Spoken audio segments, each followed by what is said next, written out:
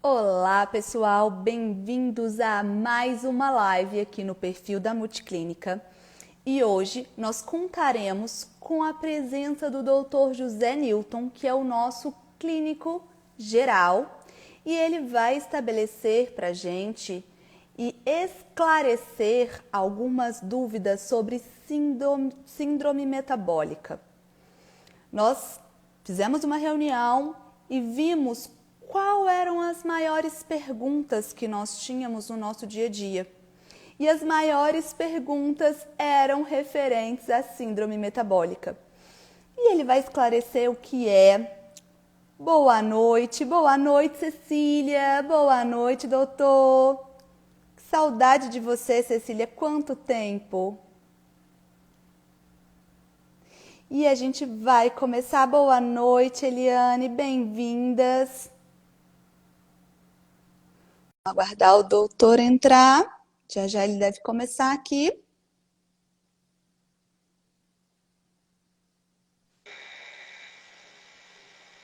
Olá, doutor! Boa noite, doutora. Boa noite, pessoal. Boa noite. Obrigada por ter aceitado participar desse bate-papo aqui sobre síndrome metabólica. Eu estava falando um pouco antes de você entrar sobre as dúvidas que tem. A maior dúvida que nós temos quando nós fizemos a nossa reunião foi exatamente sobre as síndromes metabólicas, sobre metabolismo, sobre o que engorda, sobre o que emagrece, o que é. Então, o doutor vai esclarecer para a gente todas essas dúvidas que vocês têm. Então, se vocês tiverem dúvidas, podem perguntar aqui para a gente. Boa noite, Gilmara. Boa noite. Ai, gente, que delícia. Boa Doutor, noite, quer se pessoal. apresentar? Para quem não te conhece ainda, passo a palavra para você. Boa noite. Em primeiro lugar, seria muita pretensão minha querer esclarecer tudo, porque me reportando a Sócrates, né? A gente sabe alguma coisa nessa vida, né? Pessoal, grande parte aí já me conhece, outros talvez não. Eu sou médico clínico, formado na UFMG, especializado em clínica médica.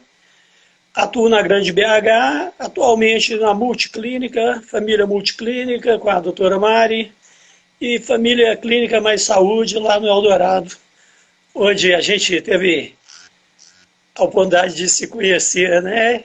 Verdade. Formado no UFMG, com experiência razoável já há mais de 20 anos de tratamento clínico. A síndrome metabólica está muito ligado a várias doenças. Então eu vou falar a respeito disso aí. Quero de novo agradecer a atenção de todos, meus pacientes, pacientes das clínicas, pacientes eventuais, amigos, familiares e demais pessoas.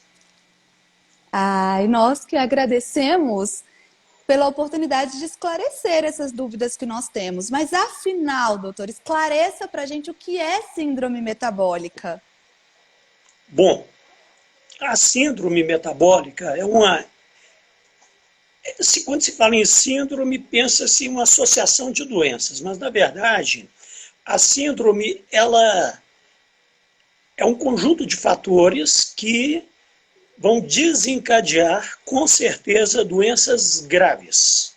Doenças graves que serão insidiosas, elas virão de maneira lenta. Quando a síndrome metabólica já está instalada, talvez não se tenha nenhum sintoma clínico. A síndrome metabólica pode começar uns 5 anos para trás e começar a desencadear problemas agora. Ou seja, 1, 2, 3, 5, 6 anos após ela começar a se formar. Então temos um comentário aí que é pertinente, devido à modernização, devido à automatização, questão de muito conforto, tranquilidade das pessoas e comodismo, os hábitos de vida levaram as pessoas a ficarem ainda mais sedentárias. Uhum. E, por outro lado, temos aí os fast foods, os deliveries da vida, com muitas tentações, que muitas vezes as opções que a gente opta por algum pedido, às vezes é um pedido mais prático, às vezes mais econômico, e talvez não seja o melhor para a nossa saúde. Então, por outro lado, um planejamento alimentar inadequado ou não haver um planejamento alimentar e a questão de sedentarismo, ausência de atividade física regular, aliado a um outro fator que pesa muito também, que é uma tendência genética. As pessoas podem me perguntar, doutor, você vai falar de síndrome metabólica no próximo parágrafo, mas eu já estou introduzindo que a pessoa pode ter uma tendência genética, mas se ela tiver bons hábitos alimentares, se ela tiver bons hábitos, um bom estilo de vida, se ela se cuidar, que é o que a gente sempre quer promover para os nossos pacientes, ela pode fazer essa tendência genética ficar reduzidíssima, talvez 1 para 1 com a população em geral. Então, o que eu tenho para dizer? Síndrome metabólica são 5 fatores que, dentre desses 5, 3 têm que estar presentes. Então, se define como síndrome metabólica. O nosso metabolismo está alterado. O nosso metabolismo estando alterado, já está abrindo porta para vários problemas futuros que são preveníveis, são 100% evitáveis. Então, a minha gravata aqui, ela fala muito bem a respeito de uma quase unanimidade. Um dos 5 fatores que a gente usa é a circunferência abdominal.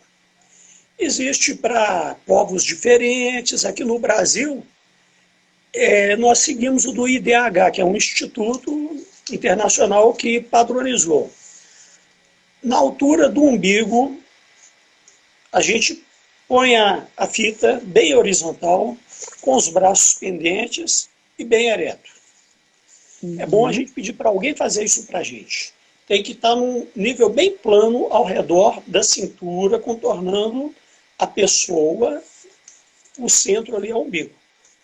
Então, a circunferência abdominal, para a mulher, o ideal é que não passasse de 80.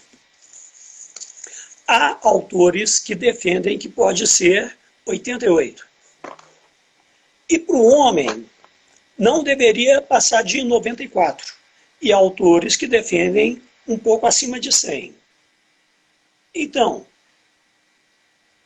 primeiro, a questão do comprimento da cintura, circunferência abdominal. Segundo, nós temos o colesterol bom e o ruim. O colesterol bom, ele tem um fator um pouco protetivo sobre as nossas artérias, para evitar a arteriosclerose. É o chamado HDL. O ruim é o LDL. O HDL para homens, ele deveria estar abaixo de... Desculpa. HDL, o bom é que ele esteja alto. O HDL deveria estar acima de 50. Eu falei o contrário. Quando ele está abaixo de 40, é um dos pontos que caracteriza a síndrome metabólica. Para o homem, o HDL abaixo de 40. Isso não é favorável. É bom que esteja acima de 40. Outro fator são os triglicerídeos ou triglicérides. Quando ele está igual ou maior do que 150 mg por dl, ele também é um outro parâmetro. Níveis de pressão arterial. A gente fala 130 por 85. Se a máxima já estiver 130, já é um parâmetro. Se a mínima tiver 85, é outro parâmetro. E finalmente, a glicemia em jejum. A glicemia em jejum sendo 100 ou mais do que 100. Isso já a gente pegando 3 fatores. A maioria dos autores se atém muito à circunferência abdominal como imprescindível. E mais 2 desses outros 4 que restaram. Para homem, o HDL estando menor do que 40 e para mulher 50, os triglicerídeos 150 ou mais, a PA maior do que 130 por 85 e a glicemia maior do que 100. O que acontece? Nós temos, então, essas questões aí que, devido a o quê? Como que ocorre? Eu já iniciei falando de um planejamento alimentar inadequado, às vezes a pessoa que bebe e se excede na bebida, isso também altera o metabolismo, a ausência de atividade física eu já falei, o aumento do peso corpóreo, o IMC, que é o índice de massa corpórea, estando acima do recomendável, que é entre 18 e 25, já caracteriza sobrepeso. Isso aí também já pode desencadear uma coisa chamada resistência à insulina. O que vem ser o índice glicêmico de um alimento? É muito importante para a gente entender.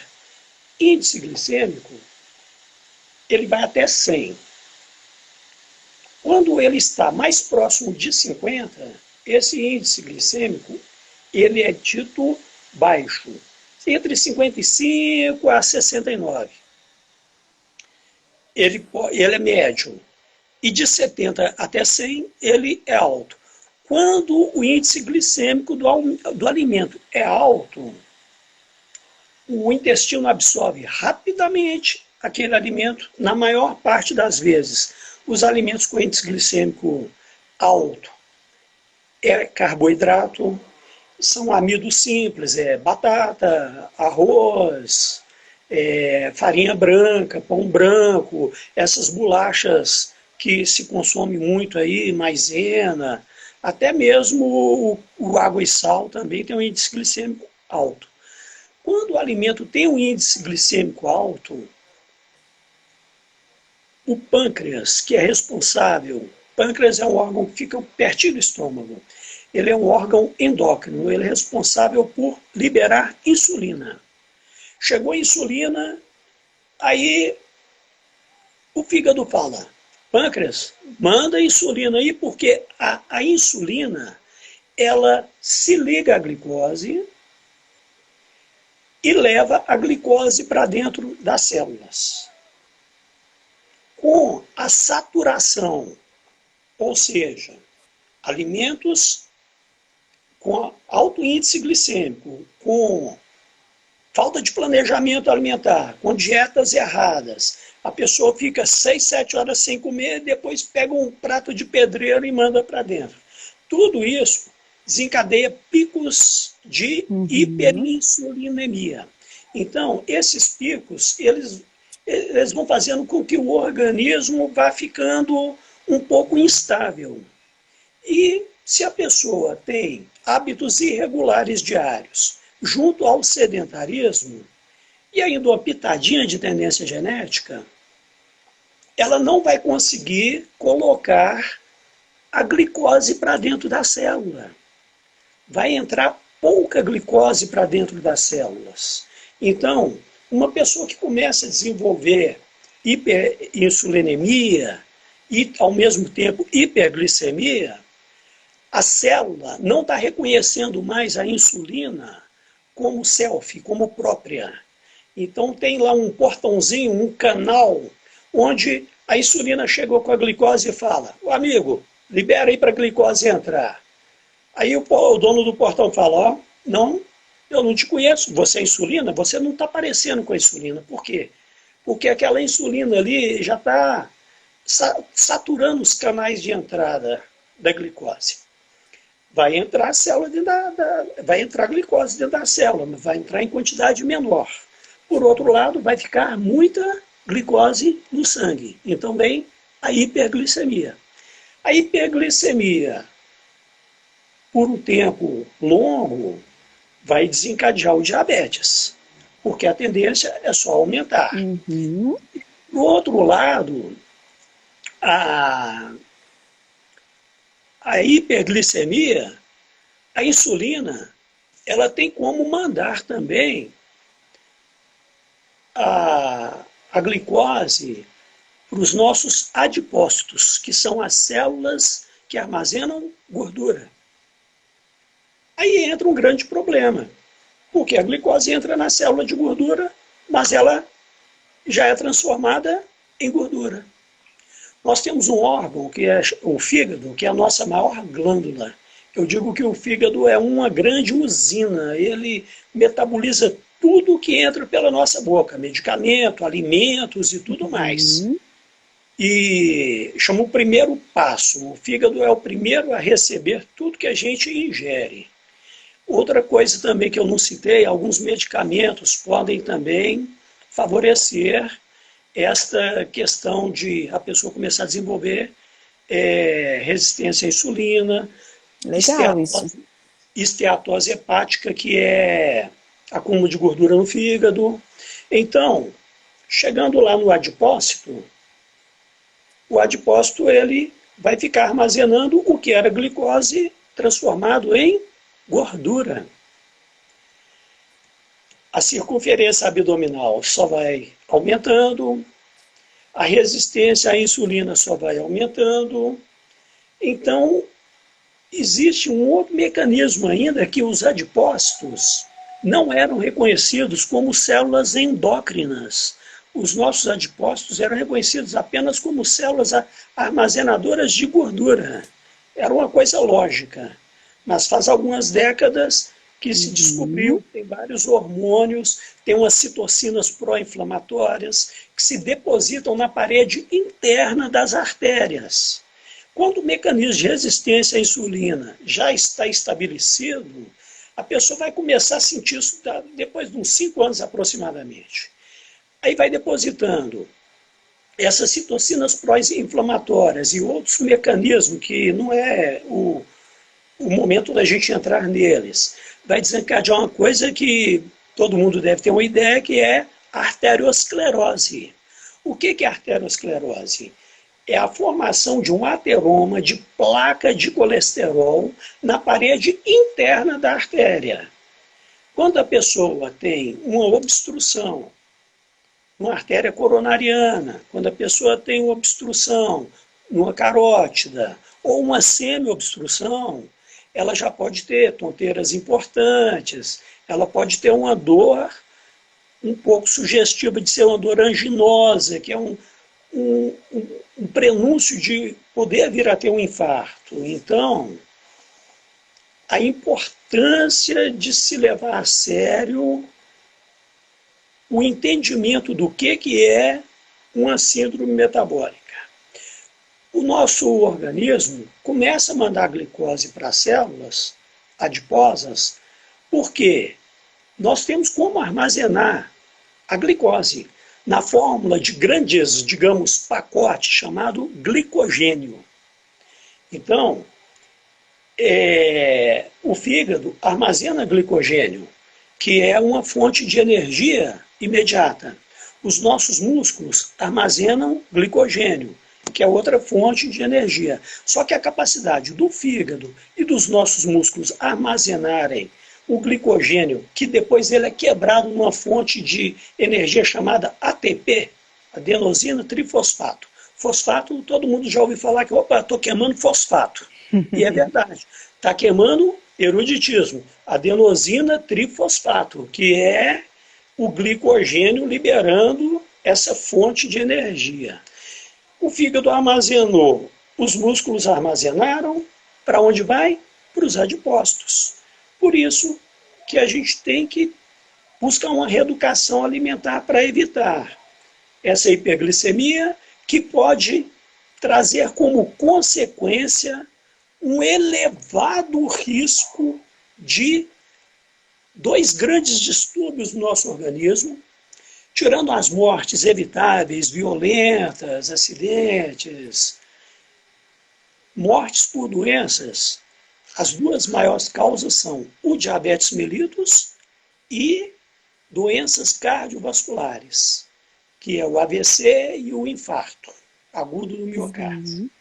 sem contar outras doenças que virão pelo envelhecimento da parede interna das artérias. Aquela placa de ateroma, ela pode deslocar, chegar numa artéria mais fina lá na frente e ocluir aquela artéria. Então chama tromboembolia isso, que é o famoso AVC isquêmico. Diferente do AVC hemorrágico, que quando a artéria se rompe, né?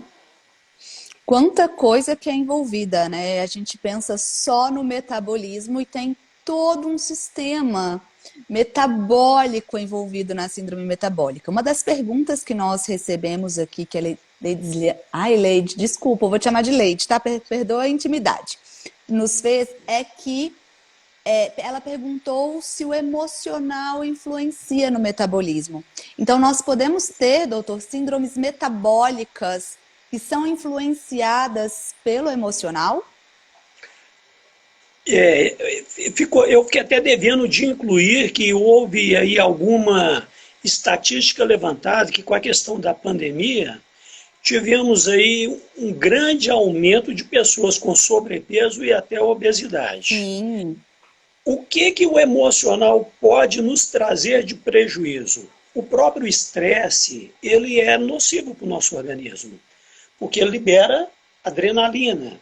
E o estresse excessivo pode gerar ansiedade, que pode interferir com várias situações no nosso dia a dia, no nosso comportamento, no nosso sono e na nossa alimentação. Então, o estresse emocional, foi essa a pergunta? Sim, se o emocional ele pode influenciar, né? Estresse em geral, né? Às vezes a pessoa fala, eu comia mais, eu engordei porque eu estou ansiosa. Doutor, ansiedade engorda a gente? Ansiedade não engorda ninguém, mas a ansiedade favorece com que a pessoa tenha hábitos de alimentar de uma maneira que pode levar a engordar. Às vezes come por compensação, está triste, vai lá e come um pouquinho, belisca, né? Como meio de fuga. A pessoa às vezes está estudando para uma prova, toda hora vai lá na cozinha, pega um biscoito, pega alguma coisa, gosta de refrigerante, vai lá e pega refrigerante, essas coisas todas. Então, a ansiedade e o estresse são normais, nós temos que aprender a lidar melhor com eles.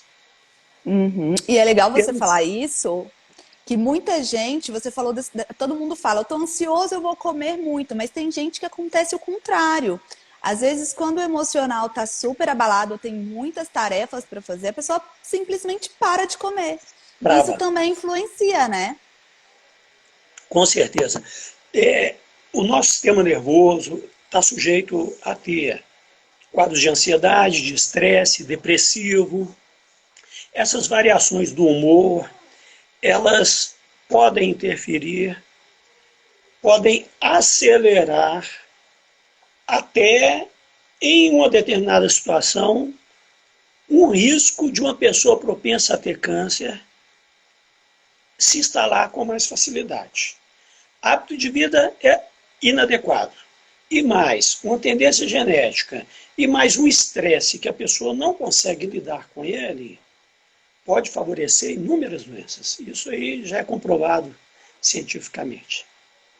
Legal, olha, nós tivemos mais perguntinhas aqui. A Rose perguntou se o fato de que afirmar que envelhecer, o metabolismo já fica mais lento. Isso é legal, né? E se existe uma forma de prevenir o processo de senescência, o processo de envelhecimento. Eu vou me reportar aqui a uma grande atriz que ela era uma pessoa assim, ícone da beleza, da simpatia. É a mãe do Cecil Thierry, que é a Tônia Carreiro. Um dia um jornalista chegou para ela e falou, Tânia Carreiro, como que é você, o jornalista todo acanhado, falar, olha, você está com rugas e tudo. Aí ela viu que ele estava dando muita volta e ela falou, meu prezado, você está dizendo aí que você quer dizer como que eu convivo em ter chegado aos 50 e tudo? Eu quero chegar aos 80, 90. Eu prefiro essa opção do que a outra. Só tem uma maneira de não chegar à senescência, né? Embora mais cedo. Deus ajude que a Sim, gente aprenda a se cuidar, investir na qualidade de vida. Investir em qualidade de vida não é gastar dinheiro. Eu vou para a rua, faço meus treinos na rua com toda a segurança, vou para a rua pouco movimentada, água, né, doutor? Água. água. Eu já falei da água aromatizada. Você pega uma jarrinha e coloca cascas de laranja ou de maçã ou espreme um limão ali dentro. Ah, doutor, não tenho, não vou tomar água. Água aromatizada é mais saborosa, é mais apetitosa, né? Não tem que ir para o refrigerante, que inclusive vai trazer um ciclo vicioso, que a resistência à insulina, a síndrome metabólica é um ciclo vicioso, porque a pessoa ela não está bem, se acomodou e ela fica naquela inércia de continuar daquele jeito. Aí ela fica ansiosa, aí começa a compensar comendo às vezes, né? Ah, já está difícil. Então, o ciclo vicioso. Você pega um refrigerante, ele tem sódio, ele tem açúcar. Ele vai te dar mais vontade de beber. Você não quer água, você vai beber mais refrigerante. Tem gente que pega, bate um litrão de refrigerante assim, igual eu bato um litrão de água. Tem. E é legal você falar isso, porque tem 5 anos, desde que a clínica, que eu abri a clínica ali, eu não tomo mais refrigerante. Do nada eu resolvi parar de tomar refrigerante. E o Parabéns. processo, refrigerante é açúcar. E o processo para tirar o refrigerante, eu imagino que eu nunca usei drogas, mas eu imagino que seja como se fosse um vício, porque eu passei por todas as fases.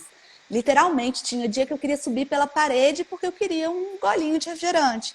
E hoje já não me faz falta mais. Isso é importante a gente falar que tem que ter persistência, né? Porque são hábitos que a gente adquire e entra exatamente nesse ciclo que você falou. Sim. Eu tive uma experiência muito grande de trabalhar especificamente com pacientes obesos. A clínica médica engloba praticamente todas as especialidades. Foca um pouco mais na clínica que todo mundo conhece. Mas eu tive um enfoque grande no tratamento de obesos. E é realmente Uhum. muito difícil as pessoas mudarem hábitos. Então, precisamos investir já na criança, já no Sim. adolescente, no adulto jovem. Respondendo a pergunta da nossa Acho que da Rose, espectadora né? Rose, finalizando, como que eu posso chegar lá na frente? O que é lá na frente? Até onde Deus definir, com 70, 80, 90, 100 anos de idade, como eu posso chegar bem? A resistência à insulina e a síndrome metabólica, ela pode nos trazer, desculpe, um risco 5 vezes maior de se ter diabetes em relação à população em geral. 2 vezes o risco maior de se ter um AVC, um derrame ou um infarto. Então, Hum. se a gente fizer um pequeno esforço, se a gente abrir mão um pouquinho de um certo comodismo e de a gente. Eu vou investir um pouquinho mais, eu vou abrir mão. Eu gosto muito de uma paçoquinha, de um refrigerante. Em vez de todo dia, eu vou colocar dia sim, dia não. Já melhorou. Já reduziu 50%. Desde que no dia sim não ingira o dobro. Aí não vai adiantar nada. Verdade. Que ótimo. Olha só, a gente teve uma outra pergunta quando você falou da glicemia. Eu lembrei que eu não queria interromper a sua explicação, que foi do Zé Carlos. E ele perguntou se biscoito de polvilho tem um alto índice glicêmico. E eu também fiquei curiosa. Você sabe responder isso? Olha, se vocês me permitirem colar, porque é muita coisa, né? Eu fiz um planejamento de slide aqui, eu vou te passar depois, mas é só a gente digitar no Google. Eu acho que o índice dele é médio. Olha, Uhum. batata inglesa é amido puro, são moléculas e moléculas de glicose. Agora, a batata doce ela já tem fibras. O índice glicêmico da batata doce parece até uma coisa paradoxal, né? A batata salgada tem um índice glicêmico alto, não é bom para a saúde. Agora, a batata doce já é até recomendada para diabéticos. Que coisa, não? Interessante. Oi? Então, que coisa, não? Eu acho que para a gente poder sanar essa dúvida sua, Zé Carlos, a gente pode chamar nutricionista. A gente pode Cadê? fazer talvez uma live com o Dr. José Newton falando da questão toda do metabolismo e a nutricionista dando dicas de alimentação. Ó. Uma ideia bem legal, que agora no Instagram a gente pode fazer live de 3. Então, gostei da sugestão. Olha só, a Cecília, linda, a Cecília foi uma das primeiras pacientes lá da clínica, nos acompanha há muito tempo, e ela perguntou se existem medicamentos que interferem no peso. Essa pergunta, ela é uma pergunta que tem que ser respondida com muito cuidado. Existe medicamento que interfere com o peso, sim. Tirando a classe dos anorexígenos, que são os medicamentos que reduzem o apetite, então eu acho que a pergunta dela é o oposto. Ela quer saber se existe medicamento que ajuda a ganhar peso. Não, na verdade ela perguntou se interfere no peso, sabe? Se Existem interfere. medicamentos, sim, que interferem no peso, né? Nós temos Pode muitos interferir. medicamentos famosos que muita gente toma. Não toma não, gente. Sem receita e prescrição médica, não tomem medicamentos para emagrecer, por favor. Não é recomendado. Não é. Alguns medicamentos, inclusive de classe antidepressiva, anticonvulsivante, eles têm uma indicação que a gente fala off-label, quer dizer, fora da bula.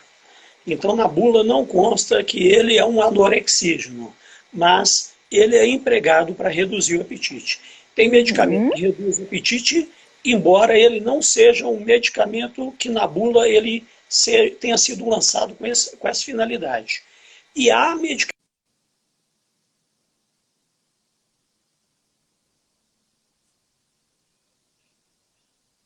Pode. Ah, não sei Pode. fechar, não. Não sei Deixa, só fechar. ignora. Se tiver ligação dessas, trava Tá. assim mesmo um pouco, Tá. tá? Aí o que acontece? Alguns medicamentos, principalmente da classe antidepressiva, podem ter tanto efeito de reduzir quanto indiretamente aumentar. Então, tem experiência com antidepressivo antigo aí, que está sendo muito pouco usado, mas é um bom antidepressivo, eu gosto dele. Mas se a pessoa já tem um sobrepeso, eu já evito de indicar esse medicamento para essa pessoa. Se a pessoa já tem um bom peso, tem um bom controle alimentar e tudo, eu prescrevo e vou observando, dependendo da indicação. Né? A gente tem que observar muito o custo-benefício. A pessoa já tem um sobrepeso, eu vou passar um medicamento que pode levar ao risco da pessoa ganhar mais peso, aí a pessoa pode ficar mais desconfortável, não é mesmo? Além de poder trazer mais problemas. Agora, o pessoal pergunta, anticoncepcional, doutor, faz engordar? Aquela coisinha daquele Legal. tamanhozinho, com uma microdosagem, porque cada vez aqui, ó, daqui a pouco vai ser uma coisa não dá nem para contar, menor do que um átomo. Aquilo aí vai engordar a pessoa. O que engorda a pessoa são hábitos. Não é medicamento que faz engordar. Alguns podem realmente acionar o centro do apetite, podem. Isso é conhecido pelos médicos. Então, os médicos evitam para cada caso este ou aquele medicamento. Tirando a polêmica, anticoncepcional não faz ninguém engordar.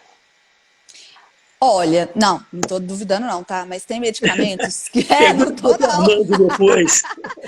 A gente inclusive pode convidar o doutor Armando para cá. Mas existem medicamentos que são famosos por as pessoas falarem que retém líquido. Tem gente, corticóide, tem gente que não toma nem corticóide, que fala, vou inchar. Existem medicamentos que interferem no peso, né?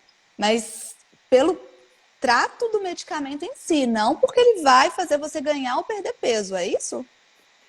O corticoide, ele pode causar um efeito rebote, que chama síndrome o xingoide.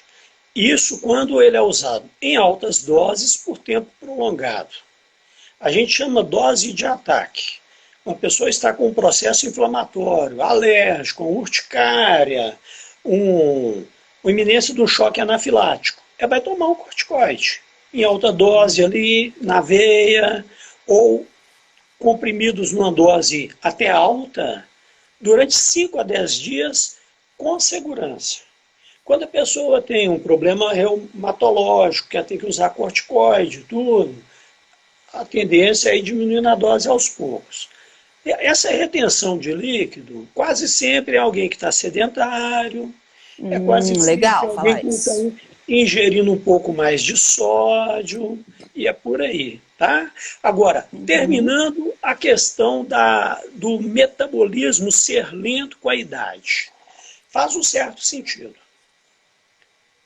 Aproximadamente por volta dos 35 anos, a gente começa... Você está longe aí. A gente começa a perder massa magra. São músculos. Porque o nosso organismo, ele quer armazenar gordura, que é uma fonte fácil de energia. Então, a gente começa a perder músculo, até porque com 50 anos a gente tem uma tendência de ter perdido 15% da nossa massa magra de músculos. Então, aos 50 anos a gente já não tem que trabalhar muito, a gente não deveria estar criando filhos mais, a gente não tem que correr atrás da presa e nem fugir do predador. A princípio seria assim. Então, o nosso organismo entende dessa maneira, que a gente tem que acumular um pouco mais de gordura de reserva. E não precisa de tanto músculo, que não precisa de tanta energia de vitalidade. Como que o nosso metabolismo vai ser mais lento? Se a gente ficar sedentário, vai acelerar o processo de perda de massa magra. Se a gente fizer atividades físicas regularmente, a gente vai desacelerar a perda de massa magra. E, por outro lado, não vai estimular a formação de tanta reserva de gordura. Como hoje, graças a Deus, a gente ainda tem uma boa oferta de alimentos que é relativamente fácil, a gente não tem que ficar armazenando. Todo dia a gente come, distribuído em 4, Graças a 5... Deus. Amém. A gente distribui em 4, 5 ou 6 refeições ao dia para ajudar no equilíbrio. É muito importante a gente ter 4, 5 ou 6 refeições ao dia. No mínimo 10 jejum, depois o almoço, depois um lanche à tarde e um lanchinho à noite. Eu atendi para finalizar essa pergunta e para ampliar minha resposta aí dentro da experiência clínica. Na clínica de emagrecimento, eu atendi uma senhora com 79 anos. Não vou arredondar para 80, não. Ela queria emagrecer 7 quilos. E falou, doutor, eu acho que eu não consigo emagrecer. Eu falei, depende da senhora. Isso vai ser motivo de uma outra aula que nós vamos depois fazer, talvez no YouTube. Talvez daqui uns 15 dias, não sei, estou dando um spoiler aí. Aí o que acontece? Essa senhora era sedentária e ela estava bem. Ela conseguiu aderir às caminhadas diárias, 1 hora de caminhada. Caminhava até no sábado. Passou a caminhar em vez de 5, 6 vezes por semana. Eu fiz um planejamento adequado para ela e falei da alimentação. Alguns alimentos ela podia encostar um pouquinho, outros ela poderia aumentar um pouquinho para compensar. E ela seguiu. Voltou com uns 35 a 40 dias, tinha emagrecido só 4,5 kg. Legal, Não, né? falei errado. Ela emagreceu 3,5 kg. 3,5 kg. Ah, mas mesmo assim, já tá. Olha que legal. Ela queria emagrecer 7 quilos. No outro retorno, com outros 40 dias aproximadamente, pasmem, ela emagreceu outros 4,5 kg. Idade não vai influenciar um balanço. Aproximadamente, você precisa de 30 calorias por quilo de peso diário. Uma pessoa que pesa 60 quilos e é sedentária, ela vai precisar de um planejamento alimentar próximo de 1.800 calorias. Se ela comer além disso e não gastar e não acelerar o metabolismo dela, ela, tendo tendência, ela vai engordar. Com certeza. Se a pessoa faz uma caminhada, talvez ela vai acelerar o metabolismo e ter uma necessidade diária de umas 2.100 calorias. Ela precisa passar fome? Não. É só ficar comendo as 1.800. 300 calorias a menos e um mês ela emagrece 1 quilo. É se fizer as contas direitinho e tiver aquela disciplina. O difícil é ter disciplina, né? Olha, aí fica a critério de cada um, né? Verdade. Olha só, temos aqui o Zé Carlos e a Cecília querendo que você fale sobre jejum intermitente, que isso é uma dúvida que muita gente tem sobre essa questão de ficar muito tempo sem comer e depois ir lá e comer o que precisa. Que é aí? Deixa eu até ler a pergunta aqui para você. Ó. Jejum intermitente equilibra a perda de massa magra? Eu digo que o pessoal fica querendo reinventar a roda. Desde que a roda foi criada, o mundo só vai evoluindo. Essa coisa maravilhosa chamada celular, que a gente conversa com gente do outro lado do mundo. Daqui a pouco o pessoal vai fazer um churrasquinho lá, fritar uma batatinha, a gente está cheirando, sentindo o cheiro através do celular. O pessoal quer reinventar a roda. Eu quero que me citem aí uma dieta, que é um termo que eu acho totalmente errado, é um termo em inglês correto, mas a gente deve riscar a dieta do nosso vocabulário e colocar o termo planejamento alimentar, reeducação alimentar. Eu não sou adepto a nenhum tipo de dieta, nem de sul, nem de norte, nem de oeste, nem de leste, nem da lua, nem da pedra. Jejum intermitente, você priva seu organismo de alimentos. Você fica mais tempo do que deveria sem se alimentar. A hora que chega alimento, o que o organismo fala? Vou absorver o máximo que eu puder e vou economizar, vou tentar gastar menos. Por isso que é bom a gente fazer recargas gradativas, Nossa. mais ou menos a cada 3, 4 horas. E recargas leves. A gente não pode ficar se excedendo muito. A gente se esbalda uma vez ou outra, isso é muito comum. Mas no nosso dia a dia, eu falo assim, gente, vamos fazer o para casa de segunda a sexta. Aí no sábado você se excede um pouco, talvez um pouco no domingo, mas na segunda você volta a fazer o para casa. O dia do lixo, né, no final de semana. Ai, Senhor.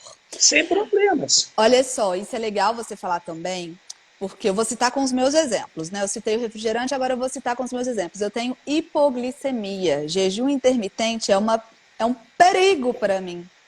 Primeiro, ficar sem comer muito tempo, depois, quando eu como, entra ali glicose, tuf. Então, a gente tem que tomar muito cuidado, porque para cada um existe um plano personalizado, né? E isso é muito importante vocês saberem, porque principalmente quando a gente fala de metabolismo e emagrecimento, todo mundo quer uma fórmula mágica. E cada um é único, né? Exatamente. E completando. Opa! Problemas técnicos, pessoal. Vamos aguardar aqui um pouquinho, que já já o doutor deve voltar. Aconteceu algum probleminha técnico ali. Vou fazer todas as perguntas aqui, tá, Carlinha? Eu vou perguntar para ele também sobre a sua pergunta, sobre o pós-parto. Deixa só ele voltar, tá? E se tiver mais alguma pergunta aqui, pode ir colocando aqui no chat, tá?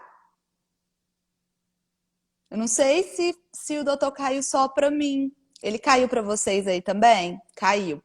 Vou chamar ele aqui de novo, tá, pessoal? Mas se tiver alguma pergunta aqui, vocês podem colocar que eu vou encaixar para perguntar para ele, tá bom? Só um minutinho que eu vou tentar fazer ele. Caiu aqui para mim também, Cecília. Ele também caiu. Tô chamando ele aqui de volta, tá? Porque parece que ele caiu Mas ele tá on. Deve ter acontecido algum problema com o telefone dele. Ele tá on aqui pra mim na hora que eu chamo, tá? Mas enquanto. Ai, pronto, ele voltou. Eu já ia falar, enquanto ele não volta, vamos conversando aqui, mas ele já voltou para falar conosco. Vamos ver. Esse doutor tem um coração de ouro mesmo, viu, Flávio? Um grande amigo que eu carrego no coração. Vamos ver aqui se o doutor já vai voltar. Tava falando mal Desculpa, de você aqui agora. desculpa o, o telefone tocou, e aí eu fui recusar a ligação, e aí literalmente o telefone caiu e desligou. O telefone desligou Meu quando ele caiu. Senhor do bom Jesus! Aí a gente Acontece, são as coisas acontece, desculpem, tecnológicas. pessoal. A gente estava falando da Nós questão. estávamos falando da questão do personalizado, do jejum intermitente, do É, metabolismo. pra mim, eu não sou adepto a nenhum tipo de dieta e de jejuns. Eu respeito pessoas do sétimo dia, do oitavo, do nono, evangélicos e tudo mais, mas a pessoa que quer emagrecer, a pessoa que pensa, uai, eu estou ao vivo? Tá A aqui. clínica está me chamando aqui. Aí o que acontece? Não há como reinventar a roda, gente. Eu vou dar uma aula, eu tive cerca de uns 10 anos de experiência específica com emagrecimento. Eu vou dar uma aula, a pessoa que quiser fugir da síndrome metabólica, a pessoa que quer investir na sua saúde, a pessoa que quer reduzir a senescência, reduzir o risco de mortalidade e de morbidade. Mortalidade é a morte desencadeada principalmente pelo diabetes ou por doenças cardiovasculares. E a morbidade é uma pessoa que teve um AVC, teve um infarto e ficou sequelado, a pessoa com diabetes que teve algum problema renal, teve que ir para hemodiálise, que teve uma retinopatia diabética e chegou até a cegueira. Isso pode acontecer, não é pouco frequente. Então, vamos chegar na senescência, mas sem pensar na senescência. Não vou pensar em amanhã o que eu vou fazer, eu vou pensar hoje. O que eu vou comer hoje?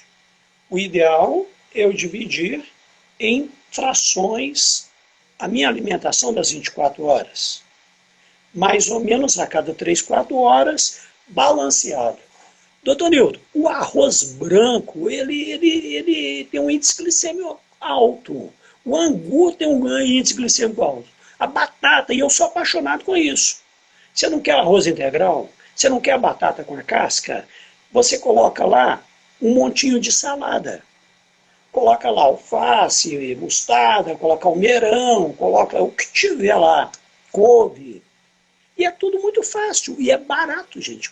Couve, né? Essas coisas a gente costuma comprar baratinho, repolho. Repolho, você faz um repolho picadinho, cru, um refogadinho, dá só um sustinho nele. Quando você associa fibras a um alimento, hoje eu vou comer pizza, meu índice glicêmico, não, eu vou liberar muita insulina. Você quer comer pizza? Tome um suco de laranja, de acerola, que tem ali fibras juntos. E você pode comer uma pizza comum e ainda colocar uma saladinha do lado. Deus amado, eu não vou comer pizza com salada nunca, doutor. Desculpa, se eu já me deixei comer pizza, vai ser o meu dia do lixo, não vai ter jeito. Eu não cheguei a te falar. A hiperglicemia é um prenúncio de no futuro vir a ter diabetes. Porque a hipoglicemia, quando a pessoa faz jejum intermitente, quando a pessoa exagera de carboidrato simples, chamado de índice glicêmico alto, o que vai acontecer? Nós teremos picos de produção de insulina. E isso vai favorecer insidiosamente um prenúncio de diabetes no futuro. É muito importante a pessoa ter uma orientação clínica, ou do endocrinologista e uma avaliação do cardiologista quando a pessoa vir que o colesterol bom está baixo, os triglicerídeos estão altos e a cintura já está um pouco acima do recomendado. Algumas pessoas perguntariam, doutor, está complicado para mim porque eu engordei 20 quilos. Eu acho muito difícil pensar em emagrecer 20 quilos. Pensa em emagrecer o primeiro quilo, depois o segundo, depois o terceiro. Se você não chegar a emagrecer e voltar para o seu peso anterior, sem esses novos 20 quilos, a pessoa que emagrece 10% do seu peso corporal já tem grandes benefícios, já reduz muito o risco dessas complicações. Legal, você tocou num assunto que a Carlinha queria falar aqui, que é sobre excesso de peso. Como reduzir o excesso de peso? Desculpe que meu telefone tocou de novo aqui. Ah, Esse mas você pessoal tá está me muito dando cerco. importante, gente. Fala para esse Quando povo o aí que telefone você toca, sua voz fica está ao baixa. vivo. Olha só, eu estava falando que uma das perguntas, que foi a pergunta da Carlinha, ela perguntou como perder o excesso de peso que a gravidinha ganha depois que ganhou o neném. Como é que você, que dica que você dá para as grávidas aí que estão, para as mulheres que estão no pós-parto, né, na verdade? Sim. E em qualquer situação, a medicina hoje, ela tem que estar voltada mais para a medicina preventiva. Quando a mulher engravida, ela já deveria estar preparada para tentar não chegar a engordar mais do que 7 ou 8 quilos. O ideal seria engordar o mínimo que pudesse. Se a mulher engorda 12, 15, 18 quilos, como que eu vou fazer para emagrecer?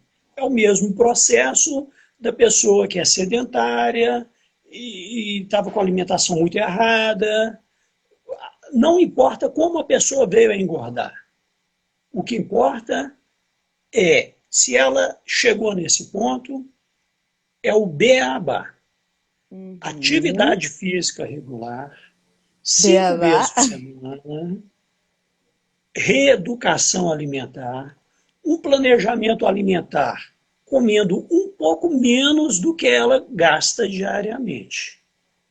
Não, não tem segredo. Já estou dando spoiler aí na minha próxima aula. Não tem segredo para a gente emagrecer. Isso é legal porque nós queremos, nós todos, né? A gente quer fórmula mágica para emagrecer. A sociedade vende um estereótipo de beleza que são as pessoas magras, então tudo a gente quer ali. E aqui, gente, nessa live a gente está falando de saúde. Nós não estamos falando só de beleza, nós estamos falando da importância da prevenção. E não do emagrecimento ali contínuo e rápido. Que cada pessoa tem um corpo único, um metabolismo único, um jeito único. Então tudo é personalizado. Então cuidado com as dietas que todo mundo faz, com as receitinhas de bolo, com os medicamentos, com nós de não sei da onde, com medicamento de não sei da onde. Então isso tudo pode fazer mal para o organismo de vocês. Por isso que é importante fazer um acompanhamento médico regular. E faz toda a diferença, né, doutor? Nós temos mais Sim. 5 minutos de live Tá. Eu vou falar agora. rapidinho. Vai lá. Quando eu tratava especificamente pacientes com questão de excesso ponderal, obesos ou às vezes só sobrepeso, a minha proposta sempre era mudar hábitos de vida e a alimentação e fazer atividade física. Quando o paciente não conseguia e me pedia mesmo, eu entrava com medicamento, mas a minha proposta sempre era tratar sem medicamento. E eu tive, e tenho até hoje, pacientes que me procuram. Eu saí da clínica, fui para outra, estou em outras 2 nos últimos 8 anos aí, e acho que uns 20 pacientes ainda me acompanham. Que legal. que eu sempre passo o zap, né? Sempre na época não era zap, era o número de celular e e-mail. Aí o pessoal me Uhum. mandava e-mail. Aí eu respondia. Agora eu estou em tal lugar. A proposta inicial é tentar por si, com determinação e disciplina. Eu digo que são os dois Ds que são determinantes. Determinação e disciplina. Verdade. E determinação e disciplina para tudo na vida, né? A gente precisa de ter Para tudo determinação na e disciplina vida. para tudo. É legal a gente falar sobre isso também, que o cérebro da gente é condicionável.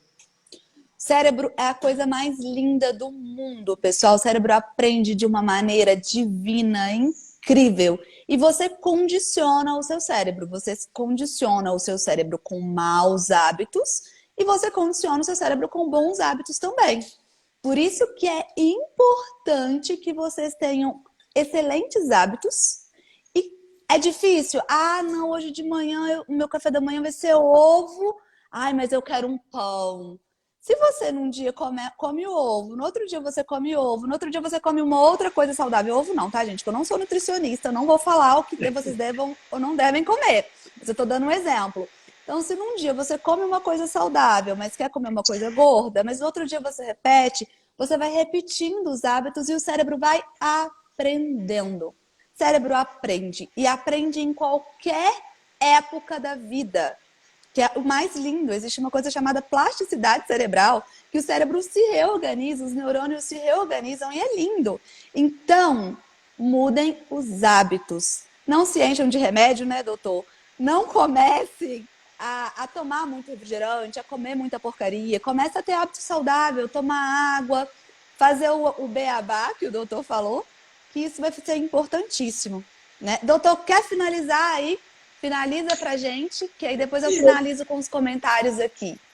tá, eu vou finalizar aqui dizendo que é praticamente isso mesmo. A síndrome metabólica é uma circunstância que a pessoa chega a ela sem perceber que chegou. E às vezes, quando ela chega no diagnóstico, ela já está com alguns problemas que podem ser revertidos. Basta a pessoa focar em se cuidar. Quem está hoje com 15, com 20, com 30, com 40, com 50, com 60 e quer viver um pouco mais e viver com qualidade, tem que se esforçar, precisa abrir mão de alguns luxos alimentares, reeducar, a palavra é reeducar. Mudar hábito não é fácil, mas se a pessoa se enxergar, eu corro o risco de daqui 20 anos eu ter um infarto, ou talvez até menos. Essa pessoa vai começar a repensar. Daqui 20 eu queria viver mais 40. E eu quero chegar nesses outros 40 com qualidade de vida. Invistam na saúde, gente. Vocês não vão gastar muito dinheiro. Fazer uma simples caminhada, dançar dentro de casa, quem não quer sair para a rua, dança. Liga um rádio qualquer lá e fica dançando. E uma alimentação mais saudável. Uhum. Ótimo. Gente, seguem as dicas, que são dicas muito preciosas. São coisas simples. A gente não precisa, às vezes, pagar uma academia cara, comprar aquele lanche caro, comprar aquelas coisas caras demais, né? Vai caminhar, olha que dica valiosa, gente. Vai caminhar, tome água, tenha hábitos saudáveis, condicione-se ao bom que faz toda a diferença. Nós temos mais um minuto de live, nós temos aqui muitas pessoas te parabenizando. O Flávio deu um depoimento muito bonito aqui para você. Obrigada, viu, Flávio? Obrigado. O doutor falou que você é excepcional e ele é excepcional mesmo, tá? Não é porque trabalha na minha equipe não, mas é excepcional mesmo. Isso é maravilhoso. Ele está falando da sabedoria da sua profissão, que agradece muito por você estar ali, que a Multiclínica é top. Obrigada. Mas a gente vai marcar outros momentos como esse. Eu e o doutor, nós estamos com vários projetos, né, doutor? A gente só não sabe se dentro do nosso dia a dia nós vamos conseguir fazer todos e executar todos, mas a gente quer trabalhar muito nessa prevenção, de levar o conhecimento para vocês, de prevenir, principalmente nos dias que são tão difíceis e tão dolorosos, tá? Então, conte conosco que a prevenção faz diferença. A Multiclínica está à disposição de todos vocês, de portas abertas, com todas as maneiras de prevenção, de precaução. Isso é uma coisa que a gente podia falar aqui também, né, doutor? De todos os cuidados, de todas as reuniões que nós tivemos, com as adaptações que nós tivemos que ter sobre o coronavírus. Nós tivemos que fazer tantas modificações, foram anos difíceis, e foram modificações que foram extremamente necessárias e a gente quer muito pensar na prevenção de vocês. Então, obrigada por todo mundo que acompanha a gente. Eu vou colocar uma caixinha de sugestões, então sugiram os temas das próximas lives. Vamos aproveitar que o Dr. José Newton está à disposição ali, se disponibilizou para poder ali tirar as nossas dúvidas, então vamos aproveitar. Vai ficar gravado sim, tá, Gislaine? Obrigada por todos, obrigada Flávia por estar aqui conosco, obrigada a todo mundo. Agora eu vou abrir as palavras para o doutor se despedir. Gente, muito obrigada pela companhia. Hoje tem grupo de apoio para pessoas que gaguejam, eu estou saindo daqui já indo direto para lá, então se tiver alguma pessoa que gagueja aqui acompanhando, chama que eu vou mandar o linkzinho do Simpla, tá bom? Doutor, muito obrigada de coração, é muito bom poder contar com a sua amizade e também com o seu profissionalismo. Obrigada por acreditar nesse sonho que foi a Multiclínica, ser a primeira pessoa ali que estava do meu lado, ali profissional, falando, não, vamos embora e estamos aí até hoje, né? Obrigada. Obrigadão. Eu agradeço muito a você, doutora, agradeço a todos que me prestigiaram, que teceram palavras carinhosas, eu sei que são bem verdadeiras, são pessoas que, além do espectro de paciente, a gente passa a ter até um certo vínculo de amizade também, e aí vem a empatia, eu acho que aumenta mais, é muito importante, e eu fico muito feliz, porque fica mais fácil de a gente conseguir com que a gente obtenha o melhor resultado. E para o médico, o melhor resultado é o paciente ele estar cada vez melhor. E os seus pacientes sempre estão cada vez melhor, né, doutor? Eu fico muito orgulhosa disso, porque o doutor trabalha de uma maneira diferenciada, trabalha com amor, trabalha com carinho. E para finalizar da síndrome metabólica, da importância da prevenção, gente, o encaminhamento do Dr. José Newton, não sei se meu pai está aqui nos acompanhando, meu pai faz acompanhamento periódico com o doutor, e ele fez um direcionamento para o cardiologista numa prevenção. E ele encaminhou para o Dr. José Carlos, que na hora já identificou que meu pai estava com 80% das artérias obstruídas, sem sintoma nenhum. Carótidas. Errei. Mas das carótidas risco iminente de ter um AVC gravíssimo. Assim, foi um encaminhamento direto, sem sintoma. Meu pai faz super prevenção, faz todas as precauções, enfim. Ele fez um direcionamento, um acompanhamento, um encaminhamento, e rapidinho, meu pai já fez a cirurgia, já passou pelo cardiologista, por isso que é importante desse acompanhamento de prevenção, de identificar as síndromes metabólicas e de trabalhar de forma multidisciplinar, né, doutor? Sim, sim, é muito importante. A pessoa está ansiosa, busque um apoio com médico, com psicóloga, se for o caso, até mesmo psiquiatra. As pessoas não podem ter resistência. Um apoio da nutricionista sempre vai ajudar muito também. Então, é muito importante a pessoa ter um foco e investir na sua saúde. Não tem que esperar o problema chegar. E minimizar um problema que já possa existir. Exatamente. Então, é isso, gente. Prevenção é a melhor solução.